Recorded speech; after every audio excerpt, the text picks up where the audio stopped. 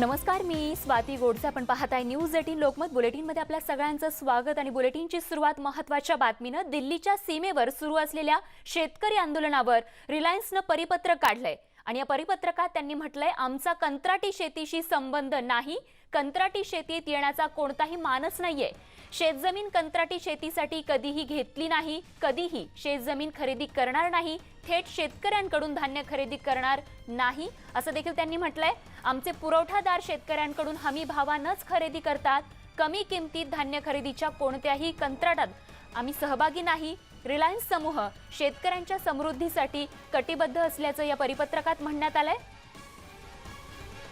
तर पंजाब हरियाणा परिसरात तोडफोड करण्यात आली. असामाजिक तत्वांकडून ही काही नागरिकांनी या ठिकाणी तोडफोड केल्यानंतर हे परिपत्रक जे आहे ते रिलायन्स कडून देण्यात आलेलं आहे आणि त्यामध्ये ज्या महत्त्वाच्या गोष्टी नमूद करण्यात आलेल्या आहेत त्या आपण बघतोय. तर या तोडफोड करणाऱ्यांविरोधात हायकोर्टात धाव घेणार असल्याचं देखील रिलायन्सने म्हटलंय. रिलायन्सच्या परिपत्रकासंदर्भातली या घडीची एक महत्त्वाची बातमी आपण पाहतोय. शेतकरी आंदोलनाच्या पार्श्वभूमीवरती एक महत्त्वाचं परिपत्रक रिलायन्सने या ठिकाणी काढलेलं आहे आणि रिलायन्सच्या परिपत्रकात काही महत्त्वाच्या गोष्टींच्या नोंदी त्यांनी केलेल्या आहे, ज्यामध्ये आमचा कंत्राटी शेतीशी संबंध नसल्याचं त्यांनी म्हटलंय. कंत्राटी शेतीत येण्याचा कोणताही मानस नाही, शेतजमीन कंत्राटी शेतीसाठी कधीही घेतली नाही, कधीही शेतजमीन खरेदी करणार नाही असं देखील त्यांनी या परिपत्रकात स्पष्ट केलंय. थेट शेतकऱ्यांकडून धान्य खरेदी करणार नाही. परिपत्रकातले महत्त्वाचे मुद्दे आपण पाहतोय. तर आमचे पुरवठादार शेतकऱ्यांकडून हमी भावानंच खरेदी करतील धान्य असं देखील या परिपत्रकात रिलायन्सने म्हटलंय. कमी किमतीत धान्य खरेदीच्या कोणत्याही कंत्राटात सहभागी नाही असंही त्यांनी यामध्ये नमूद केलंय. रिलायन्सचं हे परिपत्रक शेतकरी आंदोलनाच्या पार्श्वभूमीवर आपण पाहतोय, ज्यामध्ये रिलायन्स समूह शेतकऱ्यांच्या समृद्धीसाठी कटिबद्ध असल्याचं त्यांनी नमूद केलंय. कंत्राटी शेतीत येण्याचा कोणताही मानस नसल्याचं देखील ते म्हणाले. पंजाब हरियाणा परिसरात तोडफोड करण्यात आली आणि ज्यांनी ही तोडफोड केली त्या संदर्भात आता हायकोर्टात धाव घेणार असल्याचं देखील स्पष्ट होत आहे. शेतकरी आंदोलनावरती रिलायन्सने हे परिपत्रक काढलेलं आहे आणि या परिपत्रकातले महत्त्वाचे मुद्दे आपण पाहतोय. कोणत्या गोष्टींचं त्यांनी स्पष्टीकरण दिलेलं आहे, ज्यामध्ये महत्त्वाचे मुद्दे असे आहेत की आमचा कंत्राटी शेतीशी संबंध नाही असं त्यांनी या परिपत्रकात म्हटलंय. आणि रिलायन्सच्या परिपत्रकाच्या या बातमीनंतर आता बघणार आहोत विद्यार्थी आणि पालकांसाठी अत्यंत महत्त्वाची असलेली बातमी. राज्यातल्या काही जिल्ह्यांमध्ये आजपासून शाळा सुरू होत आहेत. पुणे, नागपूर, नाशिक, औरंगाबाद या जिल्ह्यामध्ये आजपासून 9वी ते 12वीचे वर्ग भरलेले आहेत. फिजिकल डिस्टन्सिंग तसंच स्वच्छतेच्या नियमांचं पालन करून हे वर्ग भरवण्यात आलेत आणि महत्त्वाचं म्हणजे पालकांची संमती घेऊनच मुलांना शाळांमध्ये पाठवलं जातंय.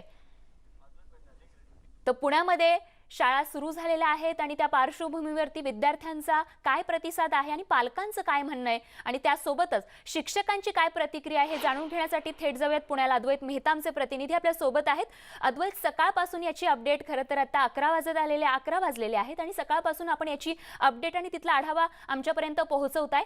तितकासा चांगला प्रतिसाद जो आहे तो पुण्यात मिळताना दिसत नाहीये. पालक संभ्रम अवस्थेत असल्याचं देखील आपण याआधी सांगितलं. आत्ताची काय परिस्थिती त्या ठिकाणची? स्वाती, बरोबर आहे. एकूण जर आपण मोठं चित्र बघितलं, ब्रॉड पिक्चर, तर पुण्यामध्ये तुलनेनं जसं आपण औरंगाबाद किंवा नाशिकला बघितलं प्रतिसाद कमी आहे. परंतु एक लक्षात घेतलं पाहिजे की पुणे हे कोरोनाचं सेंटर पण राहिलं होतं. पहिला रुग्ण इथं आढळलेला होता. पण दुसरं आहे की बहुतांश शाळा दुपारच्या सत्रात आहेत. आता जसजसं आता 12 नंतर महापालिकेच्या सर्व शाळा 9वी ते 12वीच्या त्या सुरू होतील. आता मी ज्या शाळेमध्ये आहे, खाजगी शाळेमध्ये, तिथं बघा वातावरण, विद्यार्थी यायला लागलेले आहेत आणि इथं सर्व प्रकारची काळजी घेतली जाते. फिजिकल डिस्टन्सिंग करता अशा पद्धतीनं अंतर ठेवलेलं आहे. इथं आल्यानंतर थर्मल गन असेल, त्याने टेम्परेचर बघितलं जाते किंवा इथं ऑक्सिमीटर आहे, त्याने ऑक्सिजन जो आहे तो बघितला जातोय. आणि त्या विद्यार्थ्यांमध्ये जे आहे ते संमतीपत्र आहे. आपण ह्या विद्यार्थ्याचं बघूयात. बघा, आता विद्यार्थी इथे येत आहेत आणि रजिस्ट्रेशन ह्या अशा प्रकारे पालकांचं संमतीपत्र आहे की बाबा हा 10वीचा विद्यार्थी आहे तर आमची परवानगी आहे. त्यामुळं अशा पद्धतीनं या शाळेमध्ये खूप चांगला रिस्पॉन्स आहे. आपण बघतोय की विद्यार्थी जे आहेत ते 9-10 महिन्यानंतर येत आहेत. हे आत्ता जे विद्यार्थी आपण दाखवतोय ते साधारणतः 10वीचे आहेत, 9वीचे आहेत. आपण आता शाळेमधल्या मॅनेजमेंटचे त्यांच्याशी बोलत आपण आपल्या शाळेमध्ये काय परिस्थिती आहे, किती मोठा रिस्पॉन्स मिळालेला आहे? अराउंड 70% आहे रिस्पॉन्स मुलांचा चांगला मिळाला आहे. आपली 10वीची जी मुलं आहेत ही 100% मुलं यायला तयार आहेत. पालकांनी संमतीपत्र दिलेलं आहे. 9वीची मुलं जी आहेत ती अराउंड 60 to 70% यायला तयार आहेत. तर रिस्पॉन्स चांगला आहे आपल्या स्कूलमध्ये. स्वाती, हे एक रेकॉर्ड म्हटलं पाहिजे. पुण्यामध्ये इतर शाळांमध्ये मी चौकशी केली, 40 ते 50% आहे, परंतु या शाळेमध्ये 100% 10वीचे विद्यार्थी, आणि विशेष म्हणजे यांचा पोर्शन जो आहे ऑनलाईन तो शिकवून झालेला आहे. आपला ऑनलाईन टीचिंग ही पूर्ण झालेलं आहे. सगळे लेसन शिकवून झालेले आहेत. आम्ही प्रॅक्टिकल मुलांची बाकी ठेवली होती, कारण की मुलांना प्रॅक्टिकल हँड हा मिळाला पाहिजे. नुसते व्हिडिओ पाठवून we didn't feel like that it will work. So मुलांना इथे आल्यानंतर सोशल डिस्टन्सिंग मेंटेन करून आपण व्यवस्थित त्यांचं प्रॅक्टिकल घेणार आहोत, ज्याचा बेनिफिट त्यांना 10वीच्या बोर्ड एक्झामला नक्की होईल. क्या कारण रहा, क्या किया आपने? क्योंकि मैं बहुत सारे स्कूल में गया तो इस तरह का चित्र नहीं है. बहुत सारे जो पेरेंट्स है वो डर रहे अभी, लेकिन आपके यहाँ पे तो मुझे अलग चित्र वो दिखाई दे लोग रहा है. हमें पहचानते हैं क्योंकि हम डिसिप्लिन के बारे में बहुत केयरफुल है और हमेशा सभी अभी भी पेरेंट को वही बताया, आप बिल्कुल ये चिंता मत कीजिए, ये बच्चे आपके नहीं हमारे हैं. तो फिर सब केयरफुल, हमारे टीचर्स का भी बराबर ख्याल रखो. आपण एका विद्यार्थ्याशी पण बोलूया. तू कितवीला आहेस? 10वीला आहे. ओके, तू खूप दिवसानंतर आला असशील ना? हो. काय एकंदरीत परत शाळेमध्ये आल्यानंतर? Excited for next day. Okay, आणि अभ्यास झालाय तुझा सगळा हो online? हो त्याचा? येस. आता प्रॅक्टिकल? हां, प्रॅक्टिकल होणार आहेत, ओके. त्यासाठी स्कूलमध्ये यायचं आता. मित्रांना भेटलास की नाही, हो आणि शिक्षकांना? हो. काय साधारणतः गेले 9 महिने घरामध्ये हा? तुला काय ऑनलाईन शिक्षण योग्य वाटलं काय? खरं शाळेमध्ये येऊन तुझं काय मत आहे? ऑनलाईन शिक्षण पण बरोबर आहे, जसे समजत होतं सगळं, पण आता आता काय डाऊट्स असतील तर आता स्कूल तर चालू होणारच आहे, तर तेव्हा विचारता येते परत. बरोबर, आणि प्रॅक्टिकलला तर काय पर्याय नाही. हां, प्रत्यक्ष प्रॅक्टिकल्स प्रत्यक्षात करायला लागेल. करायला लागतं. मॅडम, मला सांगा की ऑनलाईन जरी आता ऑफलाईन सुरू झालं तरी ऑनलाईन राहणारच आहे, कारण पुढे आपल्याला कोरोनासोबत जगायचं आहे. तुमचा काय 9 महिन्याचा अनुभव राहिला की? 9 महिन्याचा अनुभव सुरुवातीला पेरेंट्सला आपल्याला ट्रेन करायला लागलं, कारण की ऑनलाईन टीचिंग ही बाब ही जशी टीचर्सला नवीन होती तशी पेरेंट्ससाठी सुद्धा नवीन होती. त्याचे ट्रेनिंग एकदा नाही दोनदा नाही जवळ 3-4 वेळेस आम्हाला शिकवायला लागलं. पेरेंट्स आपले जे आहेत ते थोडेसे वेगळ्या बॅकग्राऊंडचे आहेत, की ज्यांच्याकडे प्रत्येकाकडे स्मार्टफोन अवेलेबल नव्हता, लॅपटॉप अवेलेबल नव्हते. ते त्यांना अरेंज करण्यापासून किंवा 2 मुलं एका घरात येऊन शिकू शकतात का हे पण प्रयत्न केले गेले, आणि नंतर त्या मुलांना ऑनलाईन प्रवाहात आणलं गेलं आपल्याकडे. तर टीचिंगचं ट्रेनिंग हे महत्त्वाचं. टीचरचं ट्रेनिंग आधी झालं आपलं, त्याच्यानंतर पेरेंट्सचं ट्रेनिंग आपण झूम ॲपद्वारे गुगल मीटद्वारे घेतलं, पेरेंट्सला ट्रेन केलं. एग्जामिनेशन के लिए एक्झामिनेशन आता कसं राहणार आहे? कारण आता एका बाकरती एक विद्यार्थी असेल, जेव्हा प्रत्यक्ष ऑफलाईन शाळा सुरू असेल, रोज निर्जंतुकीकरण करावं लागेल, किंवा शिक्षक इतरांच्या पण कोरोना टेस्ट करावं लागतील. हे किती तुम्हाला चॅलेंजिंग वाटतं? शिक्षकांच्या आतापर्यंत 2दा टेस्ट झालेल्या आहेत, आणि एक फॉर्च्युनेटली तुम्ही म्हणा की आमच्या टीचर्सच्या टेस्ट ह्या निगेटिव्ह आल्या आहेत, कारण की आपण सोशल डिस्टन्सिंग हे मेंटेन केलं. 100% नेगेटिव टीचर्स के Covid test. So we have no problem regarding that. और उनको ट्रेनिंग भी दी गई है, इसके लिए भी ऑनलाइन टीचिंग के लिए भी ट्रेनिंग, और वो लोग बेटर और बेटर कर रहे हैं. आता फक्त प्रॅक्टिकल्स होतील का? मुलांची रिव्हिजन पण होईल ऑफलाईन? 10वीच्या मुलांची रिव्हिजन, जितके महिने मुलं आपल्या हातात आहेत आणि मुलं रेग्युलरली येत आहेत, तर मुलांची रिव्हिजन मस्ट आहे, कारण की ऑनलाईन टीचिंग ही नवीन बाब आहे. त्यामुळे आपल्याला त्याचा रिझल्ट माहिती नाही. तर ऑफलाईन जेव्हा मुलं येत आहेत तेव्हा आपण जरूर त्यांची रिव्हिजन घेणार आहोत, प्रॅक्टिकल घेणार आहोत, त्यांची मॅक्झिमम प्रॅक्टिस, आणि जेवढे आपल्याला त्यांचे क्वेश्चन पेपर सॉल्व्ह करता येतील तेवढे करून घेणार आहोत. ज्याचा तारखा साधारणतः जाहीर झालेल्या आहेत, एप्रिल मे वगैरे. तुम्हाला असं वाटतंय की हे सगळं 2-3 महिन्यात भरून निघेल? जरूर भरून निघेल, कारण की टीचिंग तर झालेलं आहे. रिव्हिजन आमचे टीचर्स, पूर्ण आम्ही ट्रेनिंग दिलेलं आहे टीचर्सला, टीचर्स जरूर करतील, तेवढा विश्वास आहे आमच्या टीचर्सवर. एग्जाम भी ली जाएगी. प्रीलिम एग्जाम्स भी है ना, 10th स्टैंडर्ड की प्रीलिम एग्जाम्स, तो करेक्ट पिक्चर आएगा कि कैसे बच्चों ने किया है. तर अनुभव इथं आपल्याला बघायला मिळतोय. बघा, या शाळेमध्ये 100% विद्यार्थ्यांचा रिस्पॉन्स आहे 10वीच्या, आणि इव्हन 9वीच्या सुद्धा 60 ते 70% आहे, जो आता 80%वरती जाईल असा अंदाज आहे. आणि या शाळेमध्ये पालकांनी संमतीपत्र दिलेलं आहे, ते संमतीपत्र घेऊन विद्यार्थी येत आहेत. अशा पद्धतीनं शारीरिक अंतराचे नियम पाळून, त्यांचं ऑक्सिमीटरने ऑक्सिजन चेक करून, थर्मल गननी टेम्परेचर चेक करून त्यांचं रजिस्ट्रेशन होतं आहे. नंतर त्यांना शाळेमध्ये सोडलं जातं आहे, आणि या विद्यार्थ्यांची प्रॅक्टिकल्स जी आहेत ती ऑफलाईन होतील. यांचा ऑनलाईनचा शिक्षणाचा जो भाग आहे तो झालेला आहे, मात्र त्याची रिव्हिजन होईल.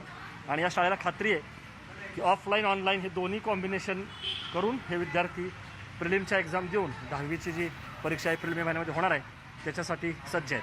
त्यामुळं एक प्रकारे आपण बघतोय की ओव्हरऑल पुण्यामध्ये निश्चितपणे अजूनही रिस्पॉन्स म्हणावा तेवढा नाही आहे. 40 ते 50%च पालकांची संमती आहे आणि अजून धाकधूक आहे. लस आलेली आहे, परंतु ती लस जी आहे ती लस घेऊन मुलांना पाठवावं अशा मताचे पण काही पालक आहेत. काही पालक लगेच लस आली म्हणून लगेच लसीकरण करायला पण तयार नाही आहेत. दुसरीकडे शिक्षकेतर कर्मचारी यांच्या कोरोना टेस्ट आहेत त्या होणं फार महत्त्वाचं आहे. त्या निगेटिव्ह आल्या पाहिजेत. असे अनेक गोष्टी आहेत आणि खरंय. रोजचं आहे की स्वच्छता राखणं, निर्जंतुकीकरण करणं हे काय एक दिवसापुरतं नाहीये. त्यामुळं आज पहिलाच दिवस आहे, त्यामुळे आपण अगदी अंतिम निष्कर्ष काढूया नको, पण एक प्रकारे हळूहळू आता यायला लागलेले आहेत विद्यार्थी, ही फार महत्त्वाची गोष्ट आहे. आणि ग्रामीण भागामध्ये जसं आपण अगदी स्वाती खरंय बघितलं की अद्वैत, सुरुवातीला आव्हानं खूप आहेत, पण ही आव्हानं पेलण्यासाठी आता शाळेचं प्रशासन देखील कुठेतरी तयार असल्याचं बघायला मिळतं. आणि ही शाळा, ज्या शाळेमध्ये आपण पाहतोय 10वीच्या विद्यार्थ्यांनी 100% उपस्थिती लावून चांगला प्रतिसाद दिलेला आहे. पुण्यातला हा आढावा आपल्याकडून असा जाणून घेणार आहोत. पुण्यासोबतच ज्या जिल्ह्यांमध्ये खरं तर शाळा सुरू होत आहेत त्या ठिकाणची परिस्थिती आपण पाहतोय. नाशिकमध्ये देखील आजपासून 9वी ते 12वीच्या शाळा ज्या आहेत ते सुरू होत आहेत. मनमाडमध्ये काय परिस्थिती आहे, मनमाडच्या शाळांमध्ये जाणून घेऊयात. आमचे प्रतिनिधी बब्बू शेख आपल्या सोबत आहेत थेट मनमाडमधून. बब्बू, मनमाडमधल्या शाळांमध्ये विद्यार्थ्यांचा कसा प्रतिसाद आणि पालकांचं देखील काय म्हणणं आहे, शिक्षकांचा काय प्रतिसाद आहे, त्यांचा अनुभव आजच्या पहिल्या दिवशी कसा?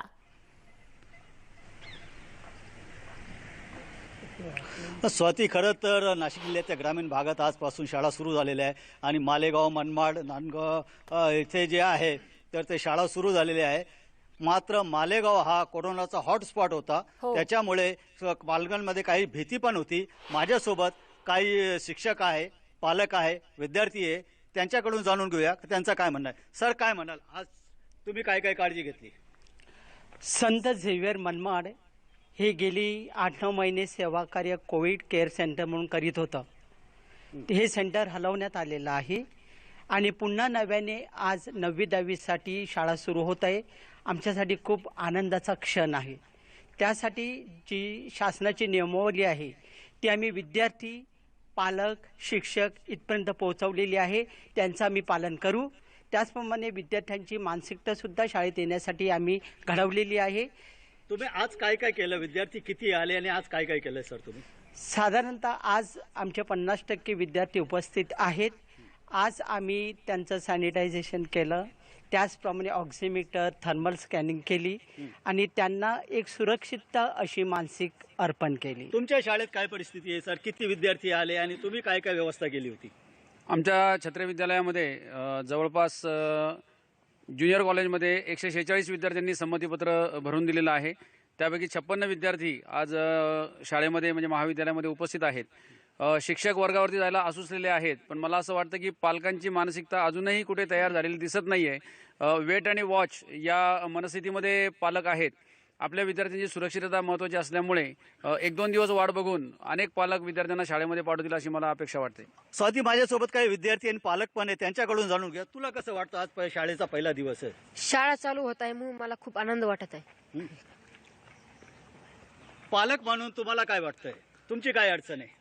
जशी शाळा चालू केली तसे हॉस्टेल पण चालू करण्यात यावा अशी विनंती. का म्हणजे तुमचं काय म्हणणं? तुमचे वय किती? माझे 2 मुलं इथं शाळेमध्ये, त्यांचा कमीत कमी जळगाव खुर्द ते हा अंतर 30-35 किलोमीटरचं आहे. तर शाळा चालू केली तर हॉस्टेल पण चालू करण्यात यावा, कारण जे मुलं, सर्व मुलं हॉस्टेलमधले मुलं लांबच्याच अंतरावरचे आहेत. तुम्हाला काय वाटतं पालक म्हणून तुमची काय प्रतिक्रिया आहे? शाळा सुरू झाल्या, शाळा सुरू झाल्या, आता शिक्षक पण काळजी घेत आहेत आणि त्यांनी पण काळजी घेतली पाहिजे, विद्यार्थ्यांनी पण काळजी घेतली. त्यांनी मास्क लावणे, सॅनिटायझर घालणे आणि आम्ही आमच्या मुलांना पण सांगतोय का तुम्ही शाळेत जाताना मास्क लावा, सॅनिटायझर असा कोणत्याही समजा दुसऱ्या वस्तूला हात लावू नका, जेणेकरून आपल्याला म्हणजे ते होणार नाही. आपण आपली काळजी घेतली पाहिजे आणि शाळा सुरू करणं गरजेचं आहे, कारण आज प्रत्येक विद्यार्थ्याकडे मोबाईल नाही आहे, गरिबीची परिस्थिती आहे, खेड्यापाड्यातले मुलं आहेत, तिथं रेंजचा प्रॉब्लेम आहेत. त्याच्यामुळं शाळा चालू करावी अशी आमची सरकारला विनंती आहे. सर, तुम्ही काय काय काळजी घेतली आज विद्यार्थ्यांसाठी, काय म्हणाले याच्याविषयी? आम्ही प्रत्येक विद्यार्थ्यांना सॅनिटाईज करून आत सोडलं, त्यांचं टेम्परेचर चेक केलेलं आहे. त्याच्यानंतर या ठिकाणी ऑक्सिमीटर वगैरे आणलेलं होतं. सर्व क्लासरूम सॅनिटाईज वगैरे केलेलं आहे, स्वच्छता झालेली आहे. आमचं शाळेचं टाइम टेबल तयार आहे, सिटिंग अरेंजमेंट आम्ही चेंज केलेली आहे आणि उपस्थितीसुद्धा 50% आहे. एक दिवस विद्यार्थी येतात, एक दिवस विद्यार्थिनी येतात आणि आम्हाला खूप आनंद होतो. शाळेच्या प्रांगणामध्ये विद्यार्थी बागडताना दिसत आहे, तर त्याबद्दल खूप आनंद होत आहे. शाळेची पूर्ण तयारी आहे. स्वाती, इथे महत्त्वाचा एक मुद्दा उपस्थित झाला की शाळा तर सुरू झालेल्या आहे, पण काही मुलं जे ग्रामीण भागातले आहे ते हॉस्टेलमध्ये राहत होते, मात्र हॉस्टेल सुरू झाले नाही आहे, त्याच्यामुळे त्यांची अडचण होत आहे. का 30 ते 35 किलोमीटरपासून त्यांना यावं लागतंय. मुलांना कुठे ठेवायचं असा प्रश्न आता पालकांसमोर भेडसावत आहे. का आता त्यांची एकच मागणी आहे, शासनाने जशी शाळा सुरू करण्याची परवानगी दिली, हॉस्टेल पण सुरू करण्यात यावे, वसतिगृह पण सुरू करण्यात यावे, अशी या पालकांची मागणी आहे. स्वाती. अगदी, त्यामुळे अशा शाळांच्या प्रतिसादावरती खरं तर वसतिगृह सुरू करायची की नाही त्या संदर्भात देखील आता काय निर्णय होतो हे पाहणं महत्त्वाचं ठरणार आहे. बब्बू, खरं तर आपल्याकडून वेळोवेळी मनमाडमधून शाळा संदर्भातली हे अपडेट जाणून घेत राहू. तूर्त धन्यवाद या आढाव्यासाठी. आणि मनमाड नंतर जाणार आहोत नागपूरला. या ठिकाणी नागपूर महापालिका हद्दीतील शाळा विद्यालय आजपासून सुरू होत असून यासंबंधीचे मनपा आयुक्त राधाकृष्णन बी यांनी आदेश निर्गमित केलेत. आणि त्याच पार्श्वभूमीवरती नागपूर महानगरपालिकेच्या विवेकानंद हिंदी माध्यमिक शाळेची तयारी पूर्ण झाली असून त्याचाच आढावा घेतला आमचे प्रतिनिधी प्रशांत मोहिते यांनी. मागील 9 महिन्यापासून बंद असलेल्या शाळा आजपासून सुरू होत आहे.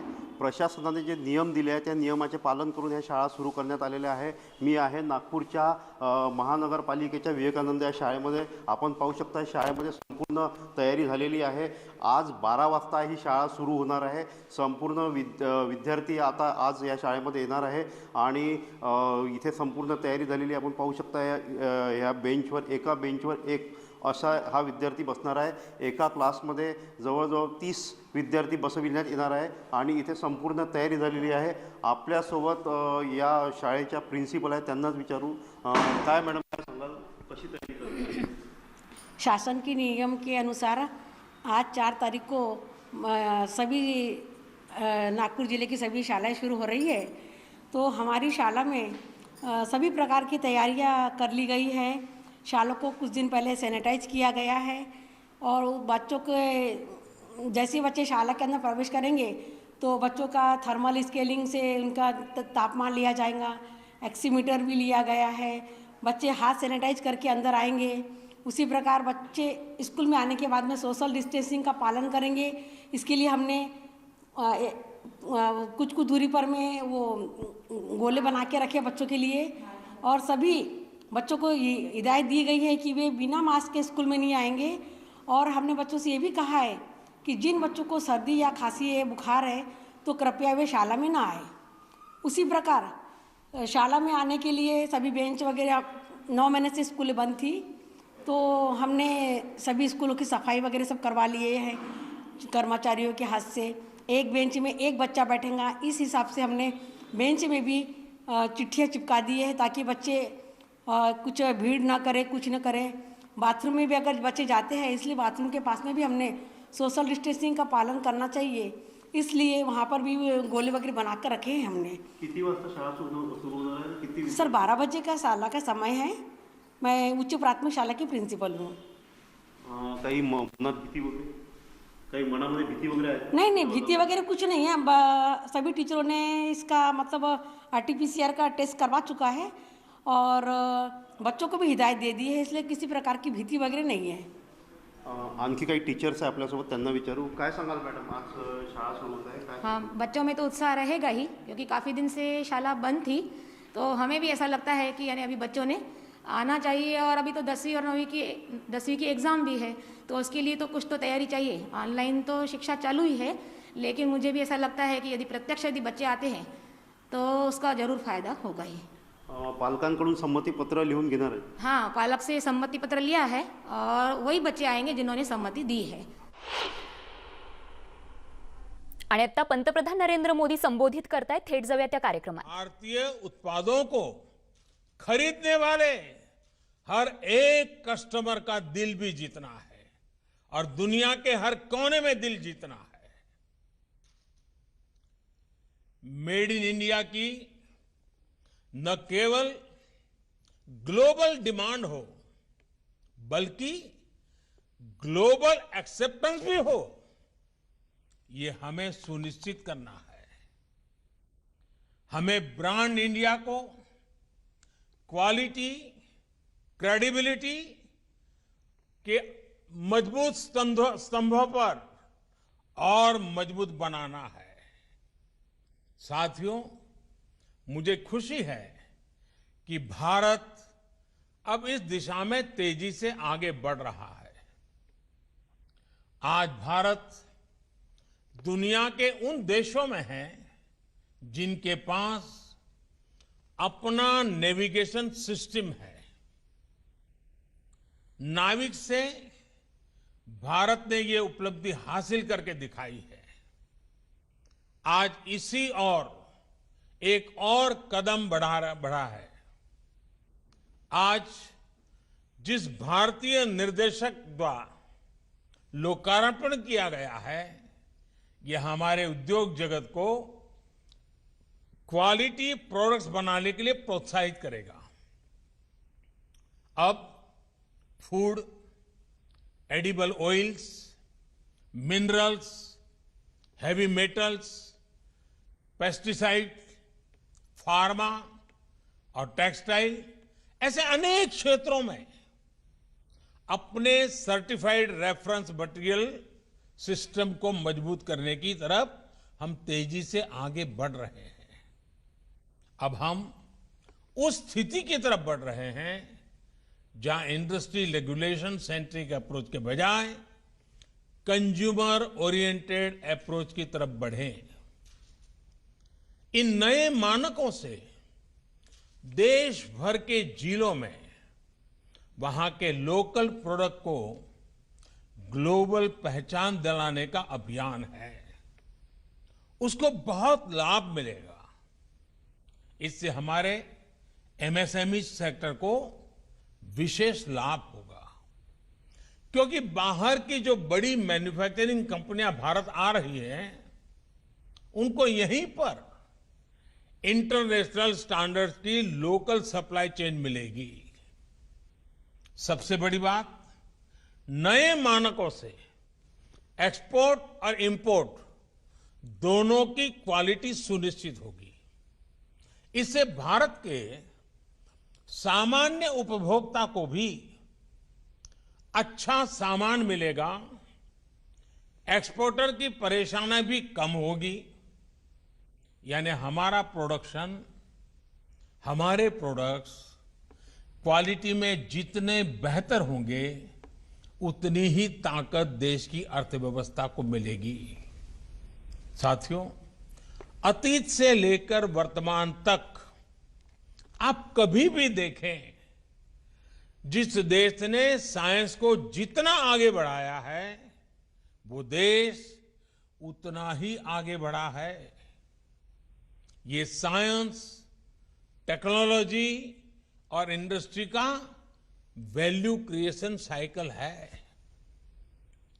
साइंस से कोई आविष्कार होता है तो उसी के प्रकाश में टेक्नोलॉजी विकसित होती है, और टेक्नोलॉजी से इंडस्ट्री खड़ी होती है, नए उत्पाद तैयार होते हैं, नए आइटम निकलते थे, प्रोडक्ट निकलते हैं।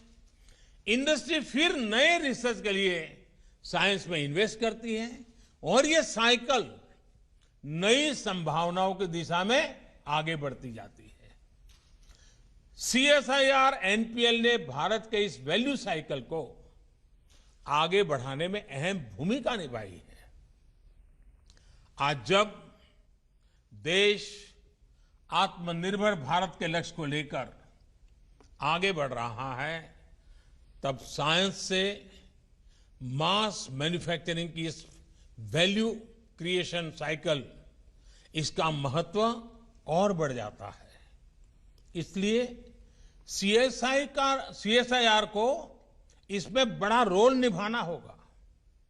साथियों, सीएसआईआर एनपीएल ने आज जिस नेशनल एटॉमिक टाइम स्केल उसे जो देश को सौंपा है, उससे भारत नैनो सेकंड यानी 1 सेकंड के 1 अरब हिस्से तक समय को मापने में भी आत्मनिर्भर बन गया है।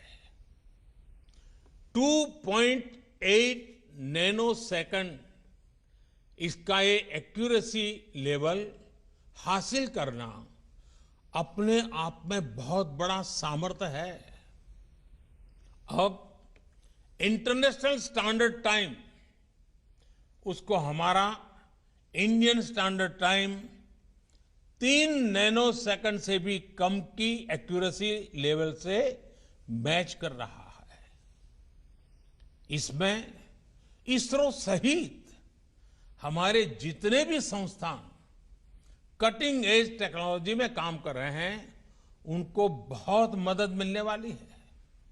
इससे banking, railway, defence, health, telecom, weather forecast, disaster management, अनगिनत सेक्टर से जुड़ी आधुनिक टेक्नोलॉजी में ये बहुत मदद मिलेगी।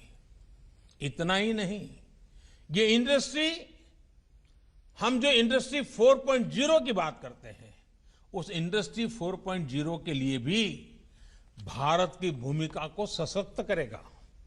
साथियों, आज का भारत पर्यावरण की दिशा में दुनिया का नेतृत्व करने की तरफ बढ़ रहा है, लेकिन एयर क्वालिटी और एमिशन को मापने की टेक्नोलॉजी से लेकर टूल्स तक हम दूसरों पर निर्भर रहे हैं। आज इसमें भी आत्मनिर्भरता के लिए हमने एक बड़ा कदम उठाया है।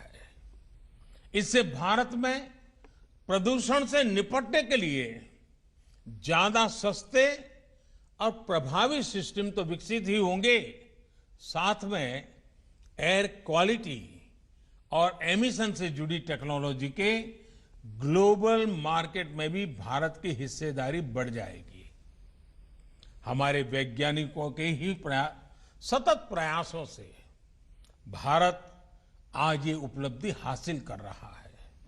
साथियों, किसी भी प्रगतिशील समाज में रिसर्च जीवन का एक सहज स्वभाव भी होता है और सहज प्रक्रिया भी होती है। रिसर्च के प्रभाव कॉमर्शियल भी होते हैं, सोशल भी होते हैं, और रिसर्च हमारे ज्ञान को, हमारी समझ को विस्तार देने के लिए भी काम आती है। कई बार रिसर्च करते समय यह अंदाजा नहीं होता है कि फाइनल गोल के अलावा भी वो और किस दिशा में जाएगी, भविष्य में वो और किस काम आएगी। लेकिन इतना तय है कि रिसर्च ज्ञान का नया अध्याय कभी भी व्यर्थ नहीं जाता है। हमारे यहां शास्त्रों में जैसे कहा है ना, आत्मा कभी मरती नहीं है। मैं मानता हूं रिसर्च भी कभी मरती नहीं है। इसलिए मैं ऐसे कितने ही उदाहरण हैं, फादर ऑफ जेनेटिक्स मेंडल के काम को पहचान कब मिली? उनके जाने के बाद मिली। निकोला टेस्ला के काम का पोटेंशियल भी काफी बाद में दुनिया पूरी तरह समझी। कई रिसर्च हम जिस दिशा में, जिस उद्देश्य के लिए कर रहे होते हैं वो पूरा नहीं होता, लेकिन वही रिसर्च किसी दूसरे सेक्टर में पाथ ब्रेकिंग हो जाती है। उदाहरण के तौर पर देखिए, जगदीश चंद्र बोस जी ने कोलकाता के प्रेसिडेंसी कॉलेज में माइक्रोवेव के सिद्धांत को प्रस्तुत किया था। सर बोस उनके कॉमर्शियल इस्तेमाल की दिशा में नहीं बढ़े, लेकिन आज रेडियो कम्युनिकेशन सिस्टम उसी सिद्धांत पर खड़ा है। विश्व युद्ध के समय जो रिसर्च युद्ध के लिए था या सैनिकों को बचाने के लिए हुई, बाद में उन्होंने ही अलग अलग सेक्टर्स को रिवोल्यूशनाइज कर दिया। ड्रोन्स भी पहले युद्ध के लिए ही बनाए गए थे, लेकिन आज ड्रोन से फोटोशूट भी हो रहा है और सामान की डिलीवरी भी हो रही है। इसलिए आज ये जरूरी है। तर आत्मनिर्भर भारत या संकल्पनेच्या पार्श्वभूमीवरती पंतप्रधान नरेंद्र मोदी हा संवाद साधत आहेत। ही अपडेट अशीच आपल्यापर्यंत पोहोचवत राहू। तूर्त अगदी छोटासा ब्रेक घेऊन लगेचच परत येतोय। बघत रहा न्यूज 18 लोकमत।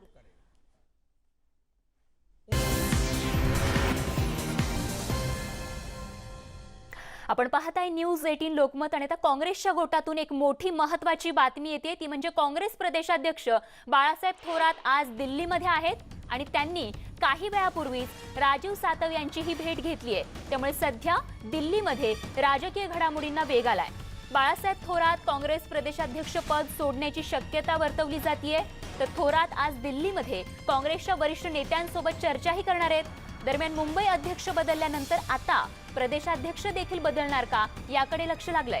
सोबतच आता नवीन प्रदेशाध्यक्षपदी तरुणांना संधी मिळणार का याबाबतही चर्चा आहे।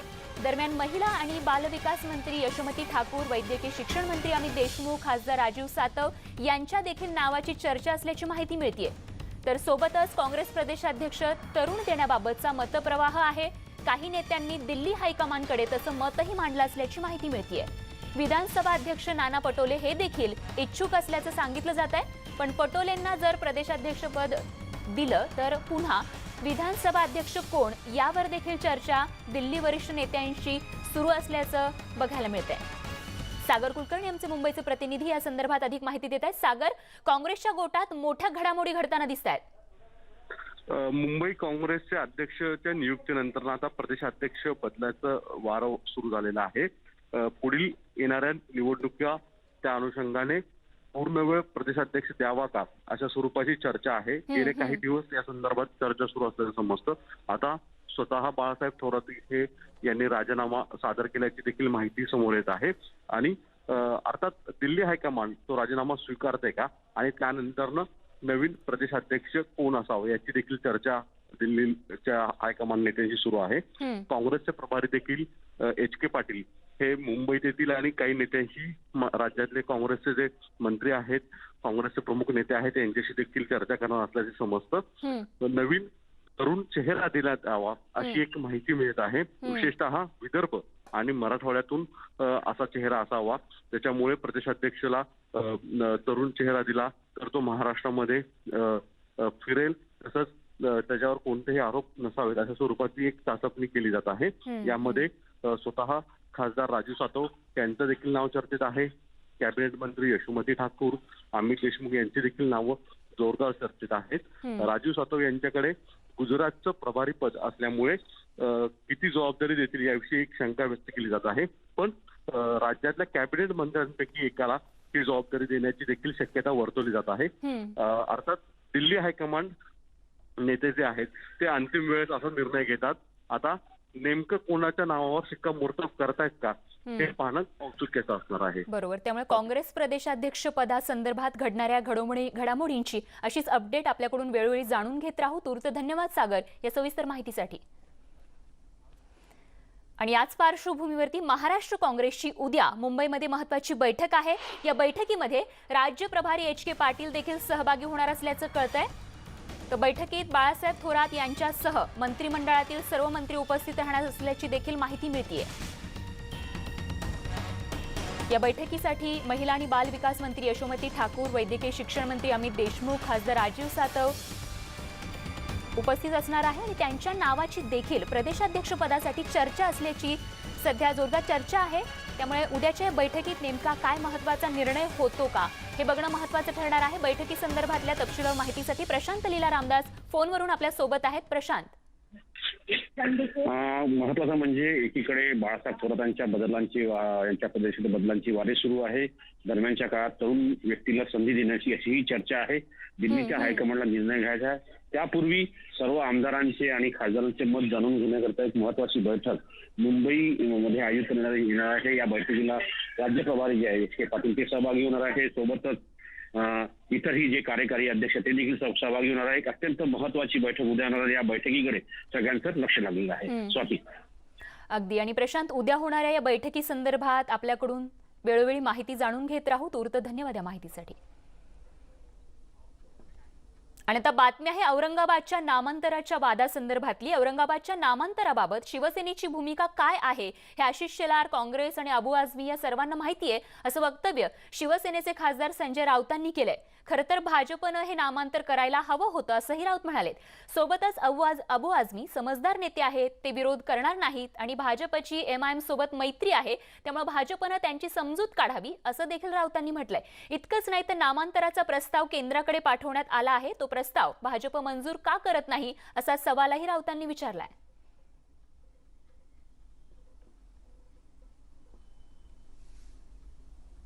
संभाजीनगरचं जे विमानतळ आहे आंतरराष्ट्रीय, औरंगाबाद विमानतळ ज्याला तुम्ही म्हणता, त्या औरंगाबाद आंतरराष्ट्रीय विमानतळाचं नाव हिंदुहृदय सम्राट शिवसेना प्रमुखाने जे संभाजीनगर केलं तसं आम्ही धर्मवीर छत्रपती संभाजी महाराज आंतरराष्ट्रीय विमानतळ असं करा असा प्रस्ताव उद्धव ठाकरे यांच्या नेतृत्वाखालील मंत्रिमंडळानं केंद्राकडे पाठवलेला आहे. भारतीय जनता पक्षानं दिल्लीत जाऊन हा प्रस्ताव अद्याप का रखडला, हे का होत नाही, विमानतळाचं नाव संभाजीनगर, ह्याच्यावरती राज्याच्या जनतेला खुलासा. आणि बातमीसह अगदी छोटासा ब्रेक घेऊन लगेचच परत येतो. बघत रहा न्यूज 18 लोकमत.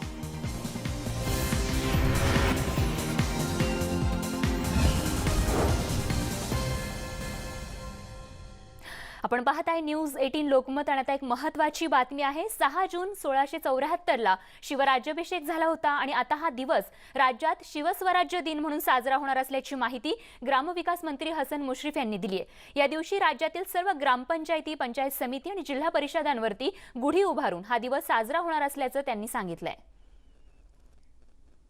राज्यातल्या जवळजवळ 30,000 ग्रामपंचायतीवर, पंचायत समितींच्यावर आणि राज्यातल्या सर्व जिल्हा परिषदेच्या मुख्य कार्यालयावर 6 जून रोजी सकाळी गुढी उभा केली जाईल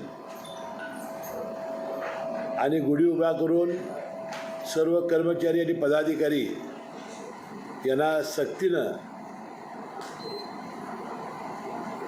त्याच्यापुढे त्याला नतमस्तक होऊन अभिवादन करावं लागेल.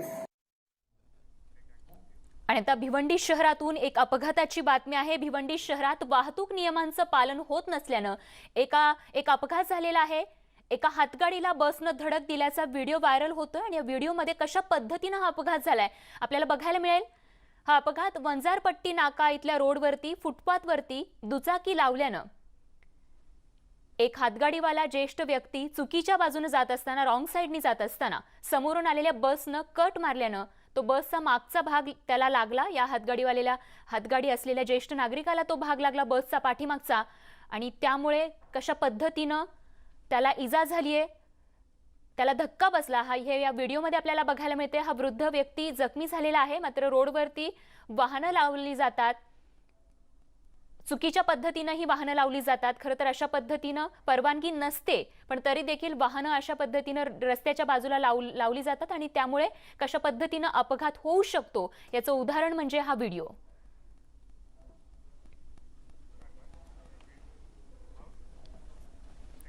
आणि आता बातमी आहे बीडमधून. बीडमध्ये वाळू माफियांची मुजोरी सुरूच आहे. गेवराई तालुक्यातील राक्षसभोन शिवारात गंगावाडी इथे एका वाळू माफियानं शेतकऱ्याला चिरडल्याची धक्कादायक घटना घडली आहे. शेतकऱ्याला चिरडून हा वाळू माफिया तिथून पसार झालाय. आज सकाळी 6:30च्या सुमारास ही धक्कादायक घटना घडली आहे. या अपघातात शेतकऱ्याच्या शरीराचे अक्षरशः 3 तुकडे झालेत. तर रुस्तुमची या ठिकाणच्या एका व्यक्तीनं असं मत जे आहे ते व्यक्त केले. रुस्तुमची असं शेतकऱ्याचं नाव आहे, त्यांचं आडनाव मते असल्याचं देखील कळतंय. दरम्यान वाळू माफियावरती तातडीनं त्वरित कारवाई करावी अशी देखील मागणी होती. अशा या मुजोर वाळू माफियांवरती कारवाई का होत नाही असा देखील संतप्त सवाल इथल्या ग्रामस्थांनी विचारला आणि जोपर्यंत अशा मुजोर वाळू माफियांवरती कारवाई होत नाही तोपर्यंत हा मृतदेह या शेतकऱ्याचा ताब्यात घेणार नाही असा इशारा देखील ग्रामस्थांनी दिलाय. आणि त्याच पार्श्वभूमीवरती ग्रामस्थांनी आता आंदोलन देखील सुरू केलंय. ही अत्यंत धक्कादायक आणि मनाला वेदना देणारी घटना आपण बीडमधली पाहतोय. वाळू माफियांची मुजोरी आपण अनेकदा पाहतो, पण अशा पद्धतीनं अत्यंत निर्घृणपणे त्या वाळू माफियानं शेतकऱ्याचा खून म्हणावा केलेला आहे. 3 तुकडे त्या शेतकऱ्याच्या शरीराचे या ठिकाणी झालेले आहेत. अक्षरशः त्याला गाडीच्या खाली चिरडलेला आहे, ज्यामध्ये त्यांचा जागीच मृत्यू झालाय। आणि या घटनेमुळे निश्चितच ग्रामस्थ संतप्त झालेले आहेत, आक्रमक झालेले आहेत आणि जोपर्यंत या मुजोर वाळू माफियावरती कारवाई होत नाही तोपर्यंत मृतदेह ताब्यात घेणार नाही अशी भूमिका या ग्रामस्थांनी घेत या ठिकाणी आंदोलन सुरू केलंय। अनेकदा वाळू माफियांच्या मुजोरीला अनेक जण बळी होताना आपल्याला बघायला मिळतात। अशा सातत्यानं घटना घडत असताना प्रशासन मात्र कडक कारवाई का करत नाही असा प्रश्न या ग्रामस्थांनी विचारलेला आहे। आणखीन एक बळी या ठिकाणी वाळू माफियांच्या मुजोरीचा गेल्याचं बघायला मिळतंय। शेतकऱ्याला अक्षरशः चिरडून हा वाळू माफिया तिथून पसार झालाय। आणि यानंतर बातमी आहे न्यूज 18 लोकमतच्या इम्पॅक्टची। हाताचे पंजे नसलेल्या गायत्रीची स्टोरी, जिच्या हाताला पंजा नाहीये अशा गायत्रीची स्टोरी न्यूज 18 लोकमतवरती पाहताच गायत्रीला भेटण्यासाठी स्थानिक नेत्यांसह अमरावतीच्या यशोमती ठाकूर यांनी व्हिडिओ कॉल करून गायत्रीची विचारपूस केलेली आहे। मला काल सकाळी आमदार अमोल मिटकर यांचा कॉल आला होता। गायत्रीला हे ओळखत नाही असं नाहीये, मात्र आतापर्यंत गायत्रीची विचारपूस केली नव्हती। दर्यापूरला एका कार्यक्रमात गायत्रीची मदतीची अपेक्षा तिनं केली होती असं यशोमती ठाकूर यांनी या ठिकाणी निवेदन दिलं होतं। तर महिला आणि बाल कल्याण मंत्री या ठिकाणी बाल विकास मंत्री यशोमती ठाकूर यांनी गायत्रीशी संवाद साधलेला आहे। खूप मोठं यश न्यूज 18 लोकमतच्या बातमीचं म्हणावं लागणार आहे। त्यामुळे गायत्रीला एक मोठी मदत या ठिकाणी मिळू शकतो अशी आशा जी आहे ती निर्माण झालेली आहे। अकोला जिल्हा परिषदेच्या माजी अध्यक्ष अकोट तालुक्यातीलच आहेत आणि खुद्द आमदार अमोल मिटकरी आणि गायत्री एकाच गावातले आहेत, तरी देखील मदतीपासून ती वंचित होती आणि न्यूज 18 लोकमतने ही बातमी दाखवली आणि या बातमीची दखल घेत ही बातमी पाहताच सर्वांच्या हृदयाला पाझर फुटला आणि तिची विचारपूस जी आहे ती सुरू झालेली आहे। स्वतः यशोमती ठाकूर यांनी देखील व्हिडिओ कॉलच्या माध्यमातून तिच्याशी संवाद झालेला आहे। टीव्हीच्या स्क्रीनवर जो तुम्ही व्हिडिओ पाहताय हाच तो व्हिडिओ आहे, ज्या व्हिडिओच्या माध्यमातून थेट यशोमती ठाकूर यांनी गायत्रीशी संवाद साधत तिची विचारपूस केली आहे। आणि न्यूज 18 लोकमतच्या बातमीच्या या यशासोबतच अगदी छोटासा ब्रेक घेऊन लगेचच परत येतो। बघत रहा न्यूज 18 लोकमत।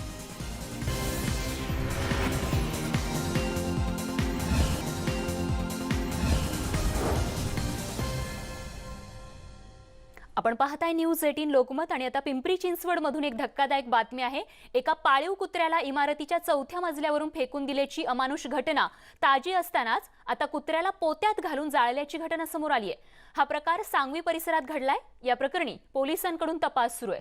दरम्यान पोलिसांनी दिलेल्या माहितीनुसार सांगवी परिसरातील पिंपळे गुरव भागात राहणाऱ्या विनोद मुरार यांचा पाळीव कुत्रा बाहेर फिरून घरात आला तेव्हा त्याच्या तोंडाला फेस आला आणि त्याचा मृत्यू झाला।